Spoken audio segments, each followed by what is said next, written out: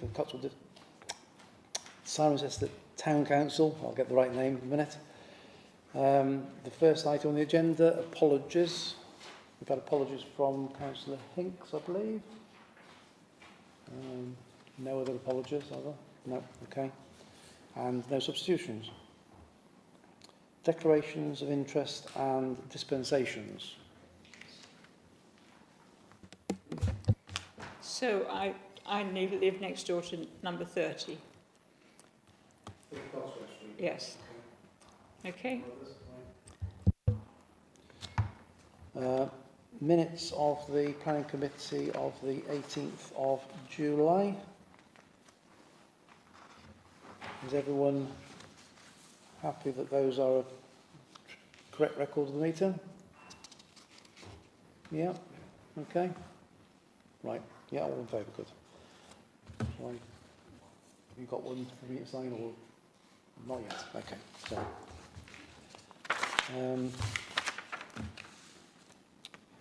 public participation.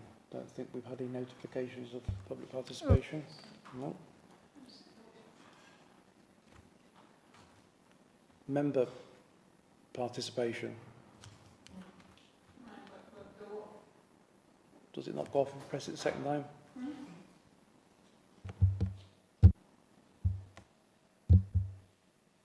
It's on now. No. It's on. It's on. Yeah, no, but I can't. It went off just now. There we are. That's off. Okay.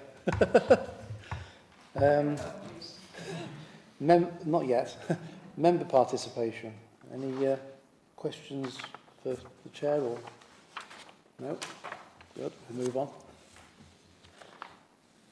Item 6 then, neighbourhood plan and Cotswold District Council local plan.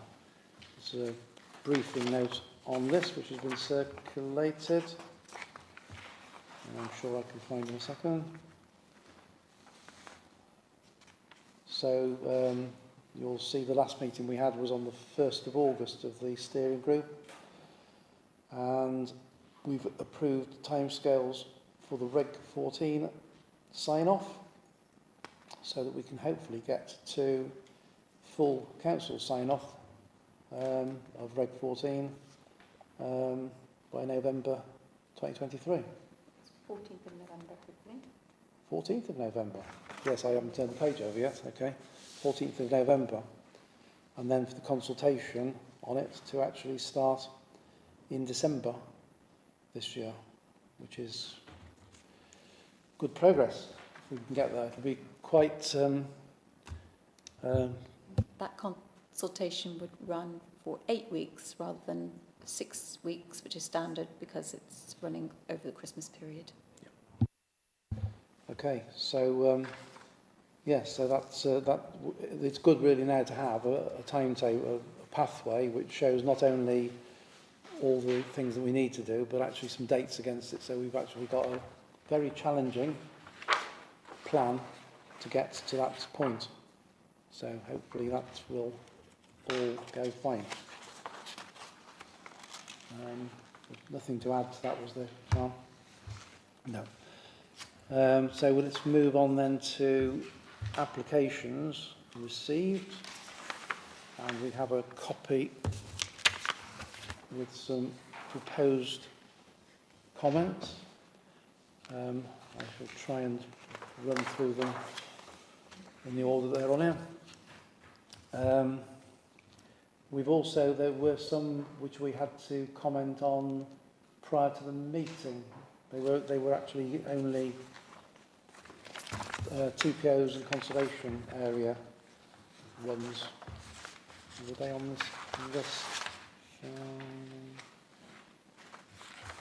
Well, I've got them on a list. I'll just quickly go through the ones I'm aware of that we actually looked at. There was a TPO for 38 Oakland Cirencester to cut back the ash tree to the boundary of the property, which we were happy with. There was a TPO one for 4 Bartonbury Glen Stroud Road, mature ash in close proximity to access lane property and general public and has hash dieback disease. So they're proposing to sectionally fell the tree to eliminate risk of harm or damage to the above. And we, I think, only suggested that maybe they'd like to plant a suitable substitute somewhere. Conservation one for Barton Mill House, Barton Lane, and that again was felling an ash to ground level due to early ash dieback symptoms and position near outbuilding. So we again were happy with that, but again, if they could plant a tree somewhere suitable.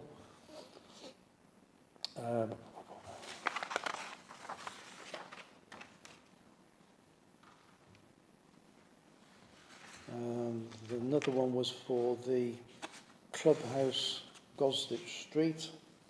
That was another TPO one. Large sycamore to reduce the canopy by 35% and reshape the canopy. Hazel at the rear boundary to coppice to 5 feet high. Pine to deadwood. Pear to remove the lowest overhanging branch over the boundary line. Hazel next to the pear tree to remove the overhanging branches to give the clearance for the neighbouring parking area. So again, we were happy that that was just subject to the views of the tree officer was fine. And the last one I've got on here was for 3 Purley Road, Cirencester, and it was sycamore, prune back branches overhanging the rear of 3 Purley Road, Cirencester. So again, we were happy with that one. Just really just to bring you up to date on those, so I've got them on my list here. Right. So the first application we've got for tonight is the just find the right page. For 27 Gloucester Street. So this is 23/01570/FUL, and it's replacement of rear windows, introduction of French doors, removal of partition wall, and associated works. And proposed that the comment would be no objection to replacement of rear windows, introduction of French doors, removal of partition wall and associated works. The internal partition wall to be removed is a masonry wall, and so no historic fabric will be removed. There will be no increase in the footprint, and the windows proposed would replace the modern single glazed windows put in 2014 with white timber casements to match the more traditional original windows. The proposed changes would secure the viability and future of the heritage asset as a functional and more economical family home, whilst maintaining and enhancing the overall traditional character of the property. We've had a comment from the Civic Society. Obviously, it's difficult to comment on the application without seeing the Conservation Officer's report on the internal alterations, but the replacement windows will be a welcome improvement. So I think, subject to the views of the Conservation Officer, which I think we are bound to get because there's also a listed building application, which is the next one on the list, then I would propose that we go along with the comments that I just suggested. If everyone's happy? All in favour? Yep. Okay. So as I say, the next one's the listed building one for the same property.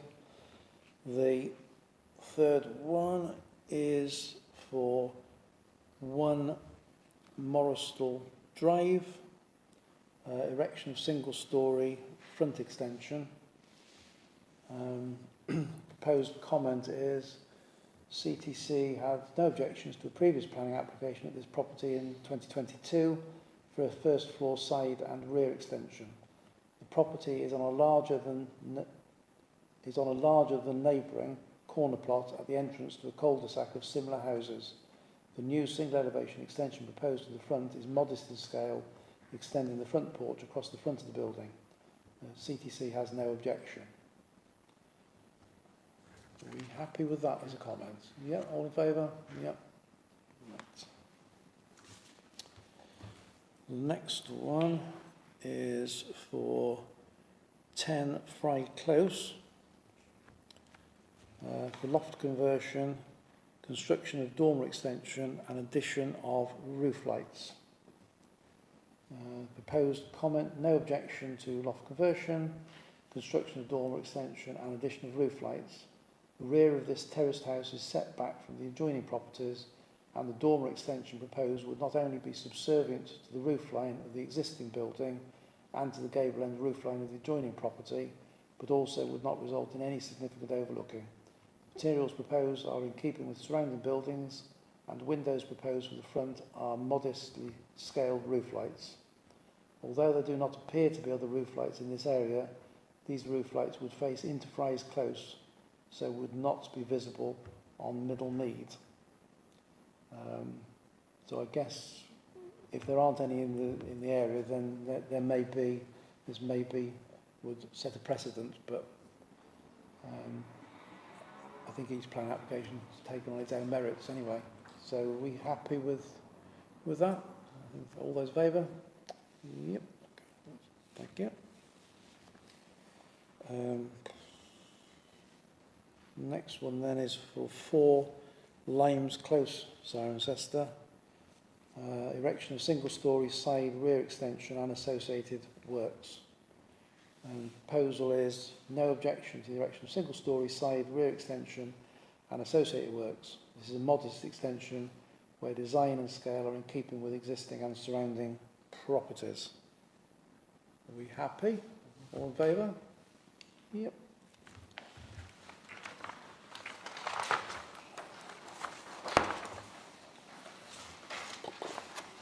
Next one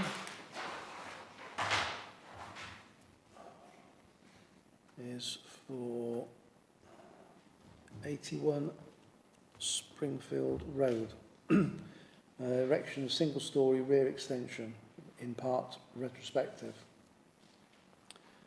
The proposal here is that we object to this application for erection of single-storey rear extension on the grounds that the scale is not in keeping with the existing or surrounding buildings.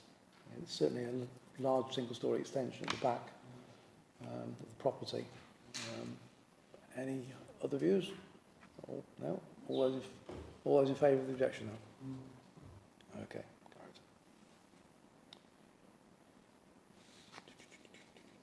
Right, the next one then is for the Hatches Citibank Road.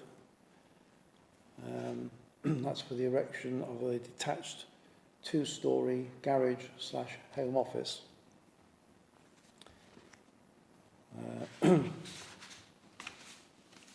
The proposal here, and I've got a few other comments to make in a minute, is no objection to erection of detached 2-storey garage home office, subject to a condition being added that scheduled monument consent is applied for and granted by Historic England before any works begin. The proposed garage itself would sit comfortably within this large site and alongside the garage of neighbouring property, with the window positioned to face the applicant's site so that there would be no overlooking or shadowing. And I'd just like to make a point here about the window positioning on this one, because looking at the plans I found it difficult to work out the orientation, which it was talking about north, south, east and west elevations, but actually the orientation is more northeast, southwest, etc. And it looked from the plans as if the proposed roof lights were actually positioned in the side of the roof facing towards the neighbour's property. So I think we just need to clarify the last bit of that to ensure that the window positions actually do face, as there's some confusion over the orientation on the plan, to make sure that the windows position do face the applicant's site. Does that make sense? Getting tongue-tied here. Is everybody happy? Or? Yep. Yep. Okay. All right. So all those in favour then? Yeah. Brilliant. Thanks. No. The next one then is list building consent for social services at the old school, 47 Lewis Lane, Cirencester. And this is for the installation of radiant heating panels, acoustic raft and wall panels and a living wall, part retrospective, because I think the living wall is there already from the photograph. No objection to installation of radiant heating panels, acoustic raft and wall panels and a living wall. CTC supported an earlier application for internal works to this building, 23/00095/LBC, which will improve the working environment for employees. CTC continues to support this, but I think as it's a listed building application, it was quite difficult to see exactly whether it was going to affect the listing for the building. So I think probably subject to the views of the Conservation Officer. And we do have a comment from the Civic Society on this one.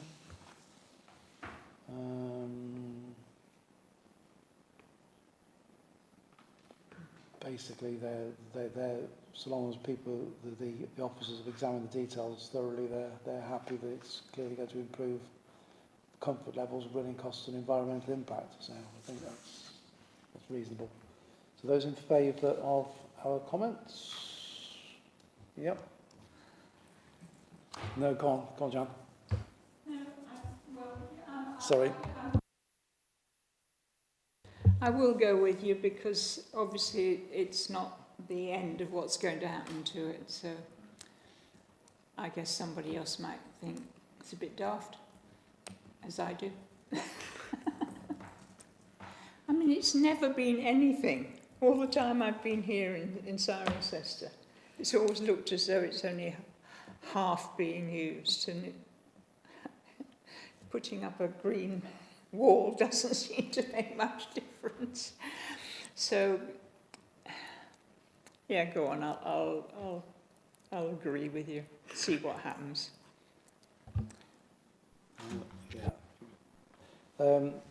Yeah, I take your point, but in planning terms, there's no planning reason for not going along with what they're trying to do. Yes, it's always going to look like. So all those in favour of our comments then?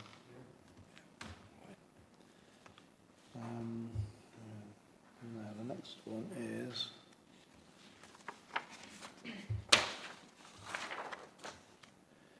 for new quarry service station, Chesterton Lane, demolition of car wash and jet wash machine, and the creation of charging zone, erection of EV chargers, erection of canopy, 2 jet wash bays, substation enclosure, and associated forecourt works. And we just say no objection. It seems relatively. They're actually moving the noisiest part of the whole thing, which is the car wash, away from the properties next door to it. So that's got to be a plus. They're putting in EV chargers, which again has to be a plus. So, well, that's 4 more than there are there at the moment. So, yeah, so I don't think we have any objection. So we're happy. Okay, to vote with that? Right. The house on the market is scruffy old office buildings. Yeah. I can't make them do it. Okay.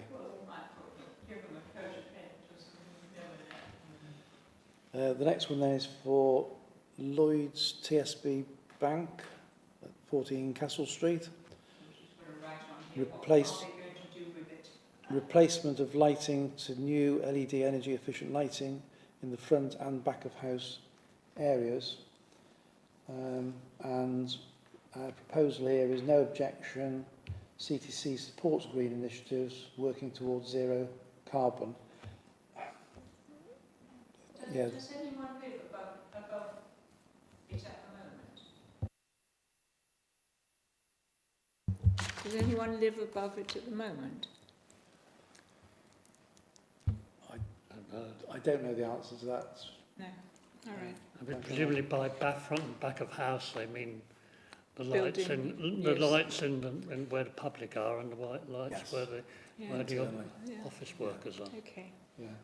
So I think it's just environmental improvements and it shouldn't actually affect anybody above or below or around it. So are we happy with no objection on that one and our support? In favour?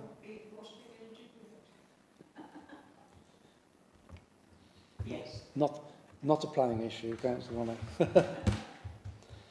The next one is, bear with, I'll find it in a second. This is the one I think you're declaring interesting, because this is the Toad Hall, 30 Coxwell Street. Replace 2 windows and door with like-for-like replacements. This is the one before that. This is the Toad Hall one. Oh, sorry. 30 Coxwell Street. So a suggestion here is no objection to replacement of these old and rotten windows with like for like. There is a comment from the Civic Society who say that the proposed joinery details might be appropriate, but they're not like for like, as stated on the application form. The submitted information is confusing. Clarification is required. Drawing title should be more specific, and there are no plans to show where the windows and doors are located. I thought I thought I could see which ones they were, and comparing what's there now and what's proposed on the plans, they did look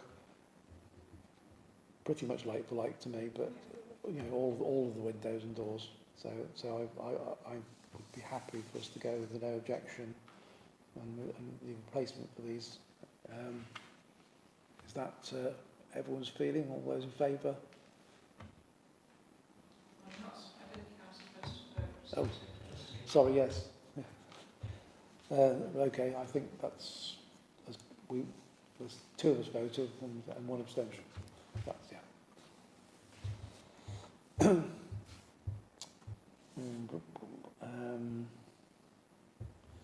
Next one then is for 27 Parkview Stratton for insertion of 2 dormer windows.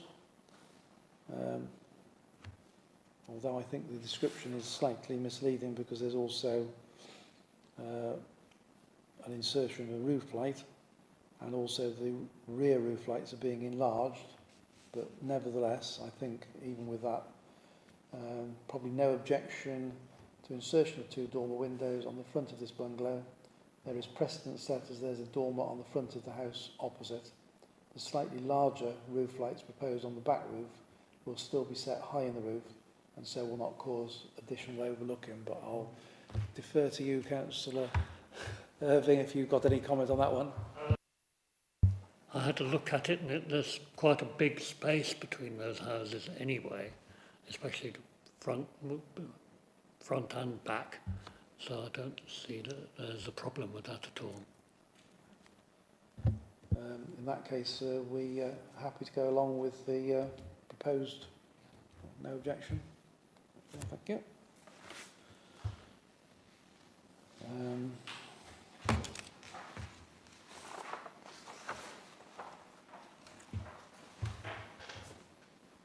Now, should we take these in the order they're on the paper, or should we go for the last one first, the variation of condition 6 on the day nursery, because that's probably another quick one, because I have a feeling the other 2 might take a little longer.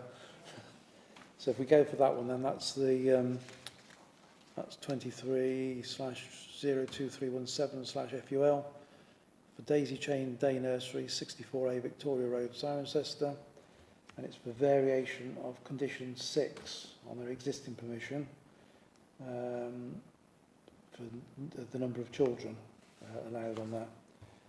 And our suggestion, particularly as this is retrospective, because in fact there's been 71 children on the site since 2012. No objection to variation of condition 6, number of children, permission 98,00977, change of use to nursery. CTC commented at that time that it had no objection, providing cars drop off in grounds and county highways agree. For reasons explained in the owner's statement, 71 placed for children have in fact been provided since 2012. All drop-off and pickups continue to be made within the premises in the car park, and parking restrictions on the roads adjoining access prevent traffic issues there. CTC recognises the chronic shortfall in provision of nursery spaces in Cirencester, and so with the above considered, supports the alteration of this condition. And as far as I'm aware, there's been no adverse comments from neighbours since 2012. So all those in Sorry, there's a typo in there. Surely it should be 71 places for children. Oh, yes. Yes, you're right. 71 places. Yes, thank you, Councillor Irving. Yeah, you are correct. with that alteration, then are we all in favour of that? Sorry, yeah. Right, we'll now move back because the other two, as I say, are a little more involved because they're the Steddings development and they're the reserved matters, which are always difficult to look at. There's lots of documents. So the first one then is for approval of reserved matters relating to appearance, landscaping, layout and scale pursuant to outline planning permission 16-00054 OUT for those sections of primary enhanced streets A and C that will serve subphases 2A, 2B and 2C.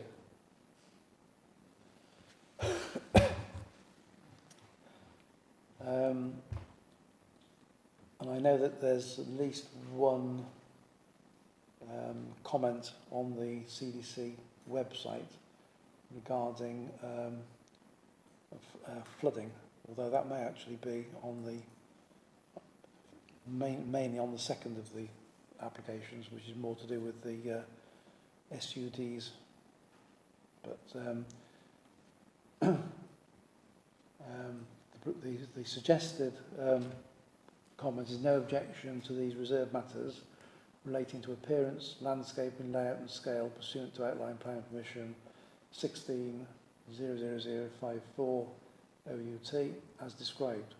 CTC welcomes the provisions made for active travel between the site and surrounding urban areas and the way in which the plan has incorporated the segregated route so as to avoid disrupting the scheduled ancient monument which sits in the centre of the development area. The traffic calming measures and adequate off-street parking for all dwellings is also welcome. So those who've had a good look at it, are we happy with that comment? Sorry, can I just ask avoid disrupting the ancient monument? Is that the fact that they're all over to one side of the ski? There isn't another. There's one ancient monument to the south of what is the Cranhams, isn't there? Is there another ancient monument on the site, or am I just... I think the other sort of, whether it's a scheduled ancient monument, but the other is actually further to the south of the whole development. There's another ancient monument which apparently, this is from what I've heard, I've not researched it myself, but there's actually something to do with that was where originally, or it's thought originally, that the Romans started to set the settlement up before they actually decided it was better to move down by the river and disrupt that instead. But as far as I'm aware, there is only the one scheduled ancient monument in the middle of the... in this bit. In this bit, yes. What's the name of the roundabout?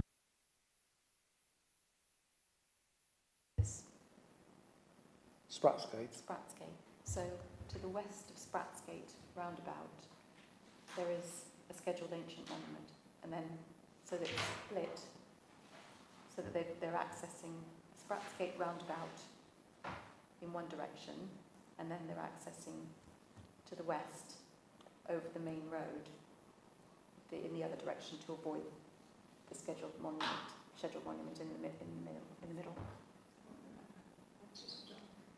No. find it, I can't seem to bring it up.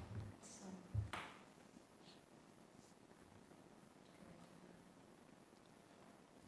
I mean, my only comment, and as I say, it probably applies more to the next application, which is more to do with the drainage. But there's certainly been a comment from somebody not far from the site about the fact that there is actually flooding that takes place, which doesn't seem to be covered in the report, which which was done on the drainage, etc., which runs to over 100 pages, I think, and looks very full and whatever. But I do hope that district councils, planning officers, when they actually look through all the paperwork, as they will do, actually takes that into account when they're looking at it, that there's possibly, I'm only saying possibly because I don't really know, but some inaccuracies in what this expert person has come up with. And I think and Thames Water, their comments, well, they're very short, brief, and whether they've actually looked at it or not, I don't know. But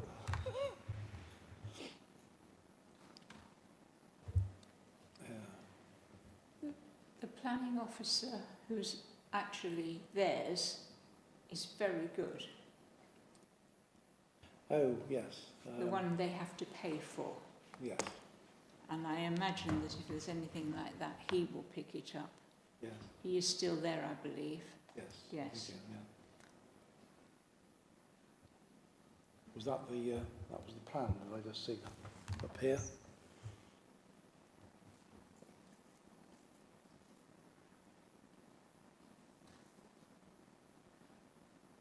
I think, yeah, to be fair, all this documentation is done specifically really at the request of the district council, who want all the expert information, and really it requires people with that sort of knowledge to look at it, to actually to understand it, and us mere mortals look at it, and it's not the first time we've seen some of this anyway.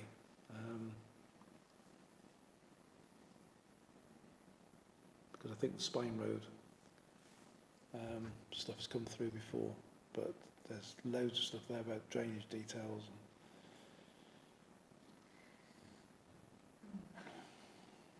But it was the... is there a particular map you wanted to look at too? So there's an objection comment there just at the top of that spreadsheet. It might be worth just having a quick, not that one, the second one down. Yeah, that one. That's basically a comment that someone has sent in. The fact that part of it's been used as a boating pond previously, so that sort of gives you an indication it might be a little wet.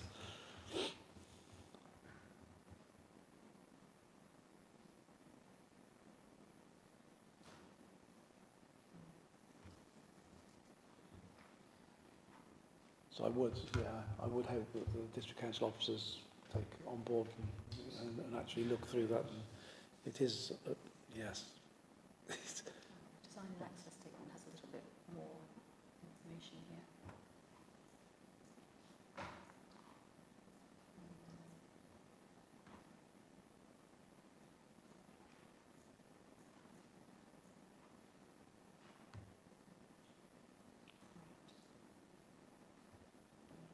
Schedule monument.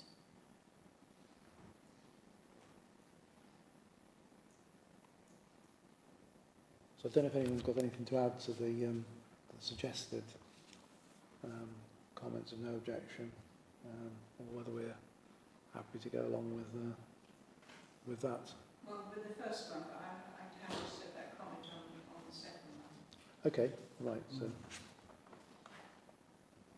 So as I read out the proposal, are we in favour of that? All those in favour?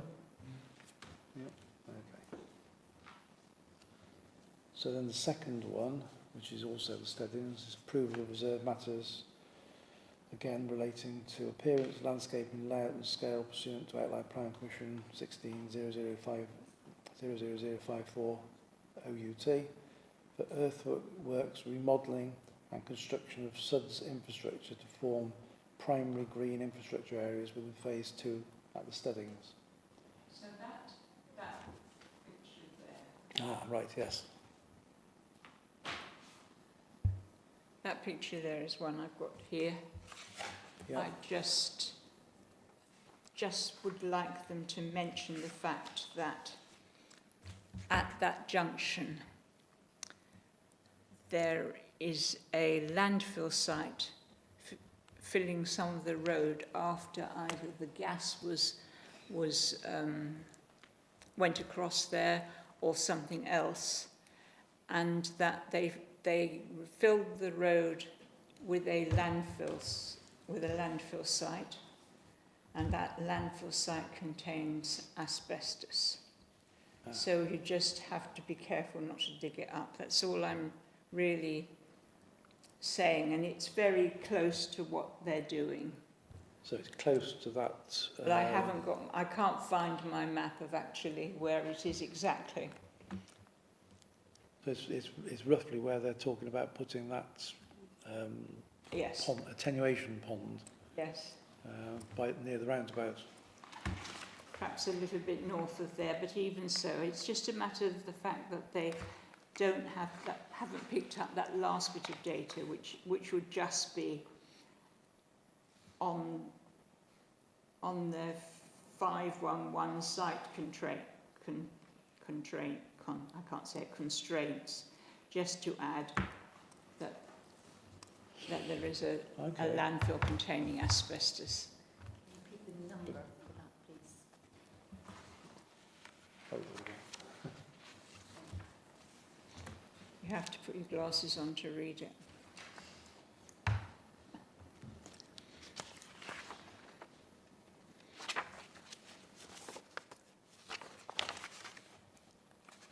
It would just be awful if they started digging up that we go. because they wanted to put something in the road. I doubt if they will, but it's all a bit close. So they've already done some Yes, roadworks near there, haven't they, to put Yeah. the roundabout in, so... yeah, exactly. I think the roundabout, they're contemplating putting a roundabout. Is that on that picture there, or is it lower down? I'm No, not I think that's the only roundabout. Yeah, I think perhaps I think it it's is. on Yes. Tepley Road, they're putting more than one roundabout, or possibly putting more than one roundabout. In which case that would be the Although wrong thing to do. I think there's some negotiations going on about Section 106 is for doing that at the moment.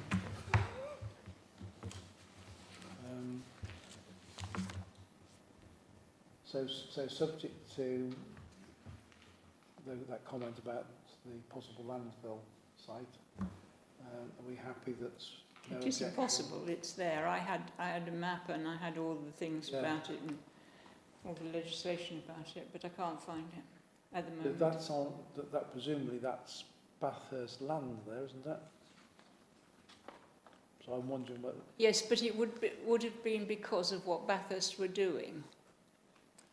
Or, What I'm saying is that if it's Bathurst land, then presumably they should have some records of the fact that this happened.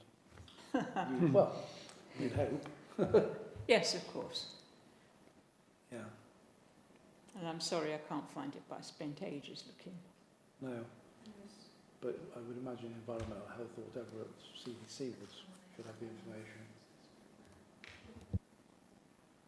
Sorry, this is contaminated land. Ah, there is, yes. Contaminated land assessments.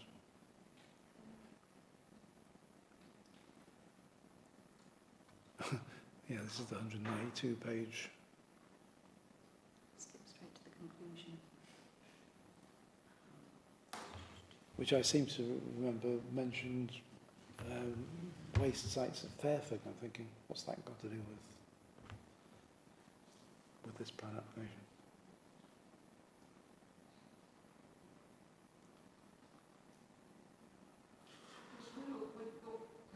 Was that All the stuff do you that... think about waste disposal there? Further, I thought I saw just used You got it? in the contents. Did it say something about its conclusions and recommendations? just down a little bit. Waste disposal, oh no, that's not, presumably that's, Maybe it is there then. Maybe that's why I can't find it. well, it's a big document, I know. But I think that's the one where there was some query over page 59. But I mean, I had the name of the people who were, who owned a landfill site, and it was only white asbestos, but I don't think it was lined. Not that that helps if you're digging it from the top. No. Blimey, yeah.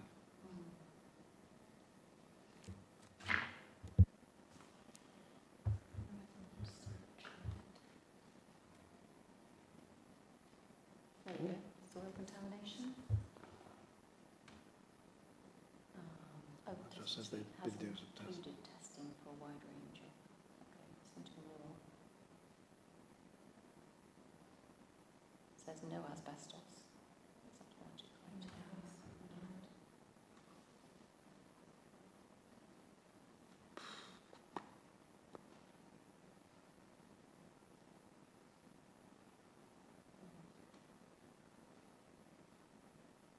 Not detected.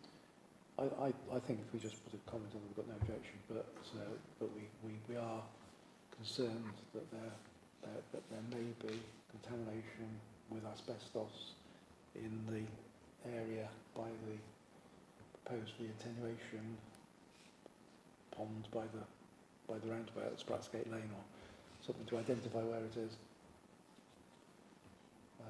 Possible landfill site. I can't swear to the fact that I know exactly No. where it is now. Just No. wherever they dug it up to take stuff across, which looks in some places Yeah. as though it was gas that went across, which, I mean, it did. There was the 2 electricity pylons going across, which needed some work on it, and then the gas, which I think was 2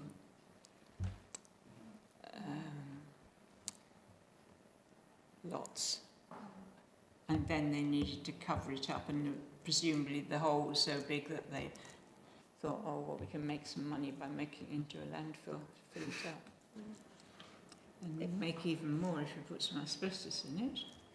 It does say potential risks posed to human health are being considered, and the results of this assessment do not indicate a requirement for remediation to protect human health. Well, as long as they leave it alone, it's fine. It's under a road now, and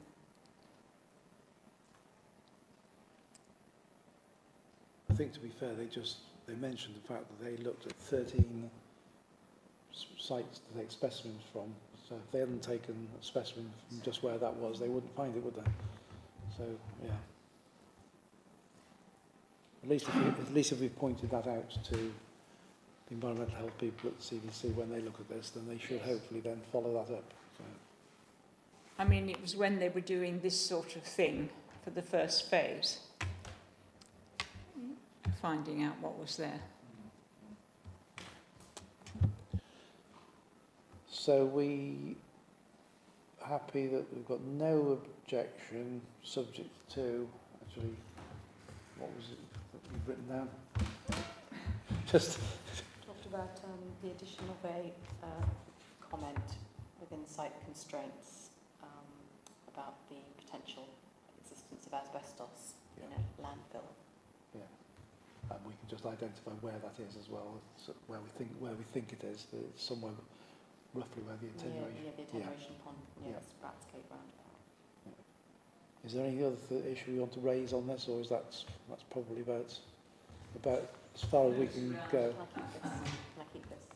Yeah, sure. Okay, so we're happy with that as our proposal? No objection, subject to? Yep. I think that's the last of the applications.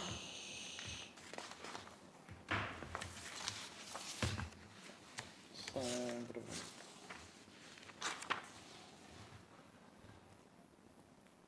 I did these out of order, didn't I? Because B is the application considered prior to the meeting in line with. So there we go, okay.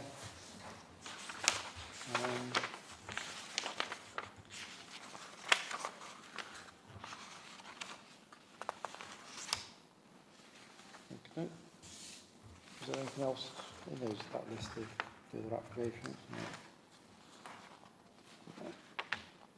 That's okay. Other matters, including correspondence for determination and recommendation to council received up to the date of the meeting. Don't think we've got any, no. Or any correspondence. And there's a list of decision notices that have been issued since the last meeting. I don't know if anyone spotted anything that was out of line with what we'd thought. I didn't see any. Okay, all happy. So what do we want to put in the all-member briefing? I think we probably need to mention that we received the report from the Neighbourhood Plan Steering Group with the proposed timescale to take us to Reg 14. And welcomes progress on it. Proposed progress on it. Can't welcome the progress until it's happened, but it's moving in the right direction. Planning applications. I think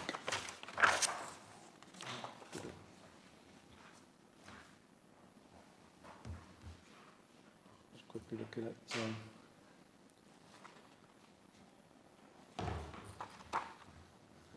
I guess the main one really is the fact that we've had the two applications for reserved matters for Stebbins, which we've looked at.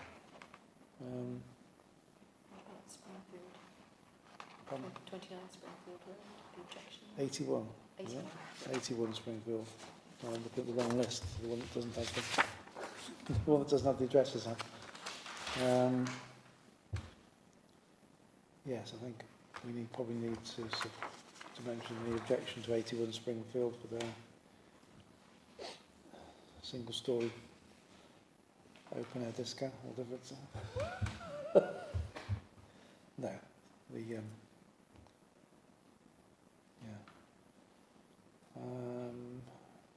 Other than that, I don't think there's anything else significant. Sorry about that. I should turn that off.